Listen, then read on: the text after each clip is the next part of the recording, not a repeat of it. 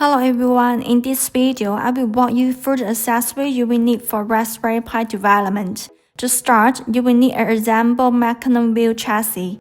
You will also need a Raspberry Pi controller, and don't forget to insert the SD card that has been flashed with the system image. For detailed instruction on flashing the image, refer to the PDF tutorial. Next, you will need a 4-channel motor driver.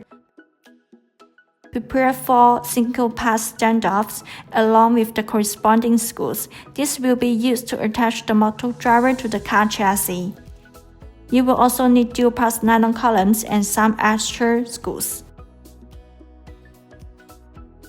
Additionally, have some dual-point wires ready for establishing I2C communication between the motor driver and the Raspberry Pi controller. Lastly, make sure you have a battery on hand to power the setup. Once you have gathered all the components, you are ready to begin the assembly.